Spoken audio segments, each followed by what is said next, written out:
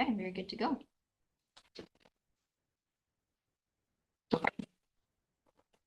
Alrighty, well, welcome everyone to the Planning Advisory Committee meeting for August 7th, 2025.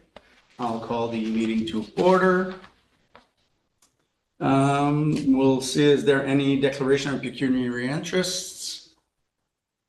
Seeing none. We'll move on to item 3.1, adoption of the agenda. Any questions? Oh, sorry, go ahead. Questions or comments? Go ahead. Sorry, I was stripping my head of something there. It is moved by Kathleen Rochon and seconded by Roland Larrabee. Be it resolved that the agenda for the Planning Advisory Committee meeting held on August 7th, 2025 be adopted as presented. All in favor? Carried. Move on to number 4, minutes. Adoption of the minutes. Questions or comments? It is moved by Roland Larrabee and seconded by Kathleen Rochon. Be it resolved that the minutes of the meeting held on July 3rd, 2025 be adopted as presented. All in favor? Carried. Excuse me. We'll move to item number 5, zoning bylaw amendments application. Move to 5.1. Thank you. Okay. It is moved by Kathleen Rochon and seconded by Roland Larrabee. Whereas the public meeting was held on August 7th, 2025 for the purpose of amending zoning bylaw 2014-45, and whereas no written concerns or objections have been received to the proposed amendment, be it resolved that the Planning Advisory Committee for the Municipality of West Nipissing recommends that Council for the West Nipissing Municipality adopt the proposed zoning bylaw to rezone the property at 700 Burnt Lake Road, and more particularly shown on the attached sketch, and that Schedule E5-3 of bylaw number 2014/45 shall be amended by changing the zoning designation of the property shown on Schedule A attached hereto, which property is more particularly described as part of Lot 7, Concession 5, Springer Township, from rural to rural exception zone 14. Through you, Mr. Chair, this is a fairly straightforward application. The applicants are proposing to construct a detached additional dwelling unit. As we know, the current zoning bylaw allows for one within the main dwelling. So this is a site specific to allow them to do a detached structure. There isn't a site plan provided for you because they aren't exactly sure on where that location is going to be. They are, I can just zoom in here, looking to do it up near the house here, probably a bit more west. And sorry, the property lines on here are a bit shifted. Any questions? Madam Mayor? Is it the intention that the new, I read through the report that the new dwelling unit is going to be larger than the existing house. So once it's actually all complete, the new unit will be the primary dwelling. That is and correct. then the additional unit will be the existing dwelling. Yes. And is it the intention to have the new structure serviced using the existing servicing, or is it intended that it will be on its own separate well and septic system? They are intending to do its own services. Okay. I believe that the system that's there, obviously they would likely have to do upgrades to in order to add this additional unit, so they are putting it on its own services. Okay, and why is the proponent want to do it this way instead of doing a severance? Because obviously they have a frontage that they could actually create a lot to, like to have its own house and its own, if it's on its own services and it's far enough away, like, so why is the intent, why not just do it the way that is permitted, which is through a consent severance?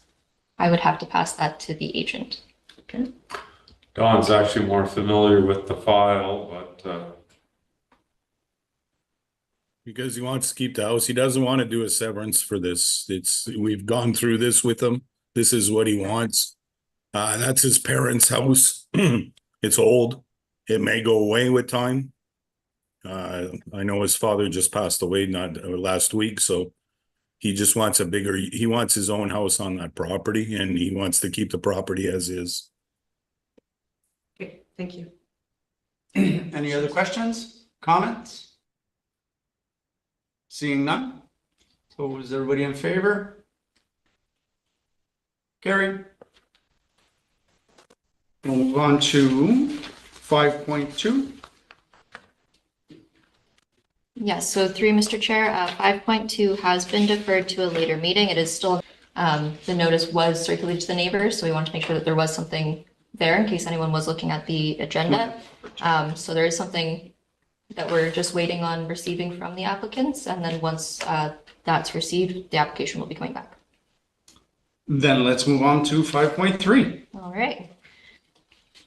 It is moved by Roland Larrabee and seconded by Kathleen Rochon, whereas a public meeting was held on August 7th, 2025 for the purpose of amending zoning bylaw 2014-45, and whereas no written concerns or objections have been received to the proposed amendment, be it resolved that the Planning Advisory Committee for the Municipality of West Nipissing recommends that the Council for West Nipissing Municipality adopts the proposed zoning bylaw to rezone a portion of the property at St. Amour Road, and more particularly shown on the attached sketch, and that Schedule F2-1 of Bylaw 2014-45 shall be amended by changing the zoning designation of the properties shown on Schedule A attached here 2, which properties are more particularly described as part of the west half of Lot 3, Concession 5, Parts 3 to 5, 36R 14822, Kirkpatrick Township, from Shoreline Residential Exception Zone 20 to Shoreline Residential Exception Zone 23 to allow a modular dwelling or a mobile home dwelling as a permitted use.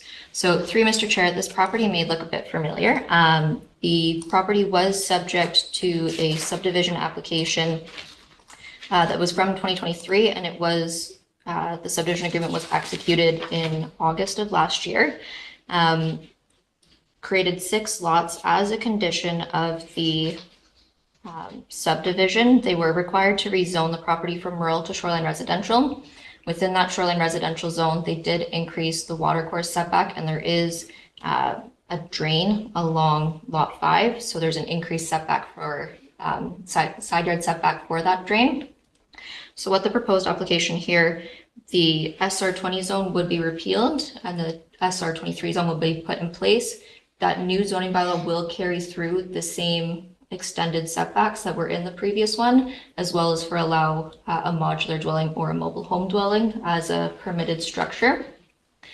These are both permitted uses within the rural and the rural residential zone, and all the properties on this road along the Veuve from the edge of the municipality to Verner are rural or rural residential, so it does fit with the character of the area. Thank you. Any questions or comments?